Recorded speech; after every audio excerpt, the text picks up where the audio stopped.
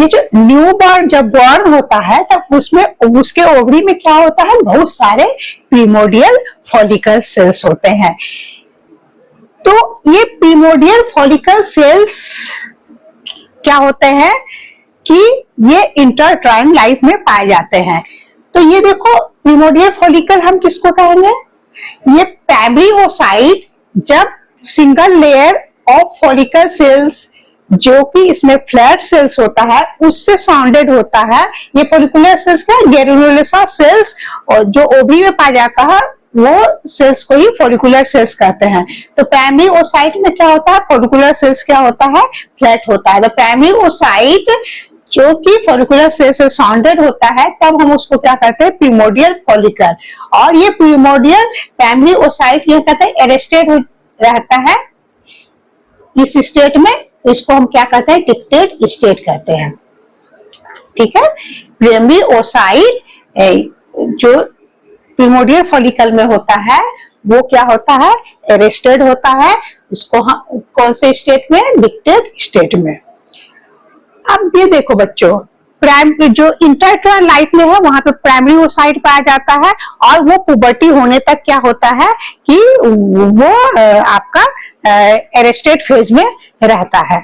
Follicle ऐसा क्या हो जाता है, जो प्रिमोडियल फॉलिकल है फिर वो स्टिमुलेट होना शुरू कर जाता है पुबर्टी में। तो जब पुबर्टी होता है तो क्या होता है बच्चों, ये आपका क्या है, हाइपोथैलेमस पिट्यूटरी ओवेरियन एक्सिस आपका क्या होता है, वर्क करना शुरू करता है। जब वर्क वो करना शुरू करता है तो वो एफएसएच सीक्रेट होता है। तो एफएसएच का क्या काम होता है, वो फॉलिकुलर सेल्स को स्टिमुलेट करता है। तो जैसे पुबर्टी आता है तो हमारा क्या होता है, फॉलिकुलर सेल स्टिमुलेट होता है, एफएसएच एक्ट करता है प्रिमोडियल फॉलिकल पे और ये क्या होता है कि आपका जाकर के ये क्या बनाता है, प्राइमरी फॉलिकल। तो यहाँ पे क्या होता है, प्रिमोडियल फॉलिकल और प्राइमरी फॉलिकल में क्या डिफरेंसेस होता है, इसमें जो होता है primary oocyte single layer of cuboidal follicular cell से सराउंडेड होता है, जबकि यहाँ पे था फ्लैट सेल से ये सराउंडेड होता था। तो प्रिमोडियल फॉलिकल चेंज होता है प्राइमरी फॉलिकल में, फिर ये प्राइमरी फॉलिकल किस में चेंज होता है, सेकेंडरी फॉलिकल में। प्राइमरी फॉलिकल ग्रो करता है सेकेंडरी फॉलिकल में। सेकेंडरी फॉलिकल में क्या होता है बच्चों, सेकेंडरी फॉलिकल में होता है कि ये जो प्राइमरी ओसाइट होता है ये सराउंडेड होता है जोना पेलुसिडा से, और ये जोना पेलुसिडा बाहर से सराउंडेड होता है multiple layer of granulosa cell से, और बाहर से ये आपका सराउंडेड होता है थीका सेल से। इसमें कैविटी नहीं पाया जाता है। जब कैविटी पाया जाता है तो उसको हम क्या कहते हैं, टर्शियरी फॉलिकल। आपका ओवरी है, ये आपका ओवरी है, तो ये आपका ओवरी का ये इनर पार्ट है जिसको हम मेडुला कहेंगे, और ये बाहर का पार्ट है जिसको हम कॉर्टेक्स कहेंगे। तो ये इस ओवरी में देखो हर स्टेज के का ये आपको फॉलिकल्स पाया दिख रहा है।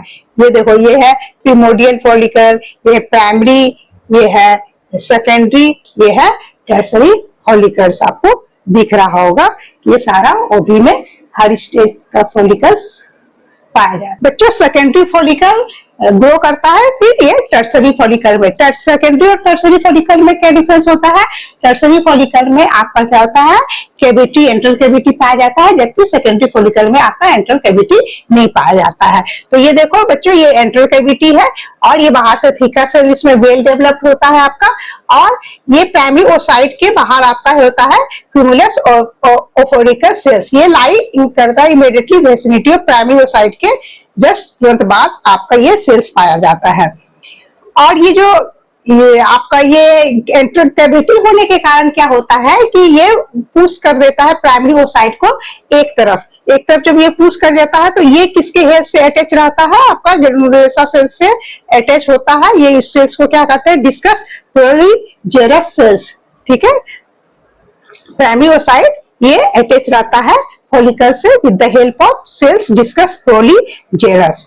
ठीक है, फिर यहाँ पर टर्शियरी सेल्स क्या होता है, ये tertiary cells go up tertiary follicle just before ovulation is called Graafian follicle. ये टर्शियरी फॉलिकल जो होता है ये ओवुलेशन से पहले जो टर्सरी फॉलिकल होता है उसको हम क्या कहते हैं, ग्रेफियन फॉलिकल कहते हैं। इसका जो साइज होता है 18 to 22 mm होता है। मैक्सिमम नंबर ऑफ फॉलिकल कब दिखता है बच्चों? मैक्सिमम नंबर ऑफ फॉलिकल्स कहाँ कब पाया जाता है? हमारे 5th month of intrauterine life में सबसे अधिक पाया जाता है आपका फॉलिकल सेल्स। ये कितना होता है? 6 to 7 मिलियन होता है। फिर क्या होता है, एट बर्थ में क्या होता है, ये 1 to 2 मिलियन हो जाता है, और एट पुबर्टी में 4 to 5 lakhs हो जाता है। The total number of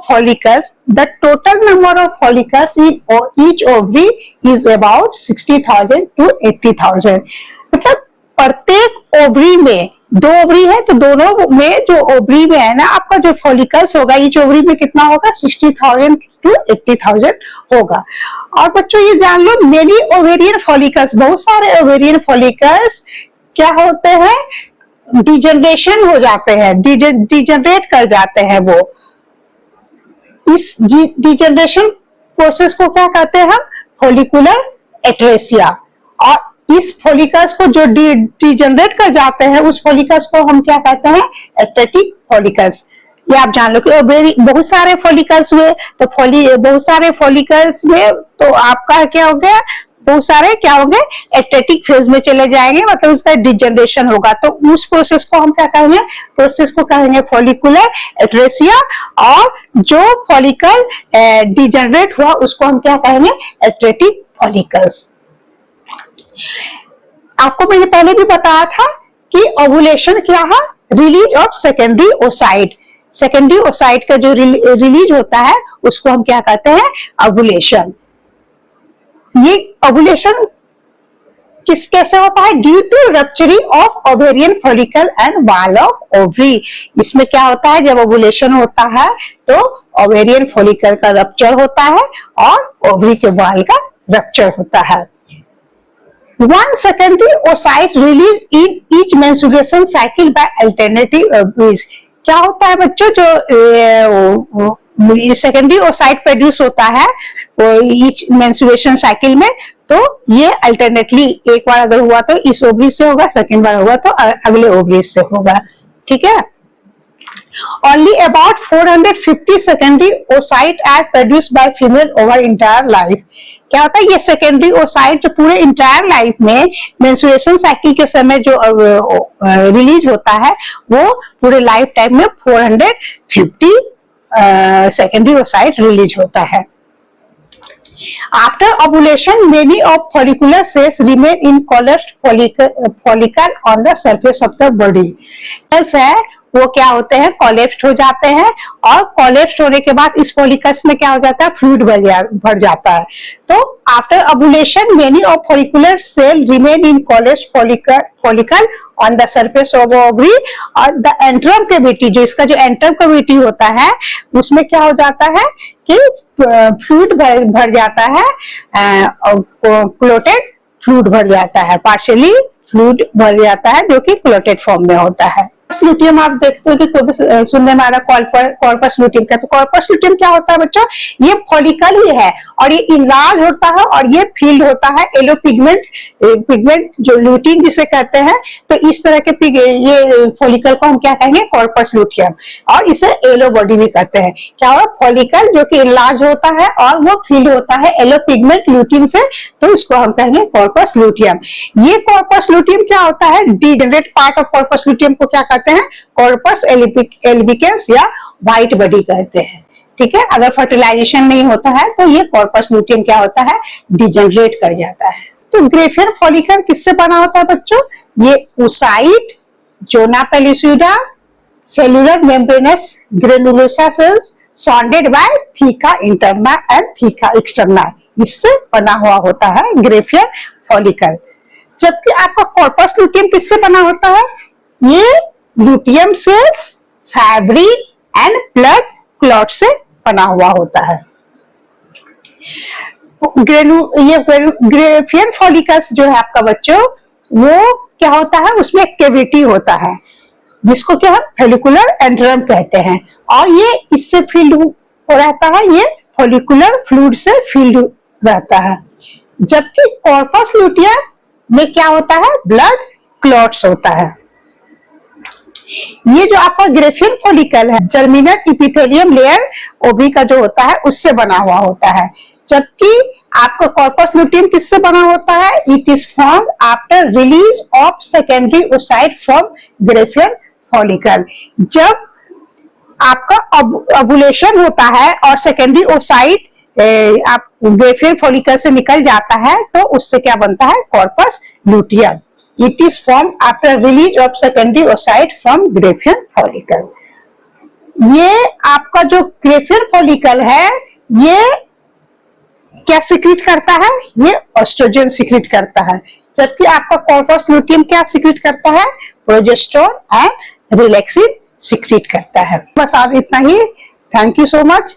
और आपको अगर मेरा चैनल पसंद आ रहा है तो प्लीज आप इसे शेयर कीजिए और लाइक कीजिए और कमेंट्स में लिखिए, जिससे मुझे पता चलेगा कि आपको और आप क्या चाहते हैं। आपको कुछ क्वेश्चंस में कंफ्यूजन है, आप किसी चीज से रिलेटेड टॉपिक्स पे अगर आप चाहते हो कि मैं वीडियो बनाऊं, तो वो भी आप मुझे कमेंट्स में लिख सकते हैं।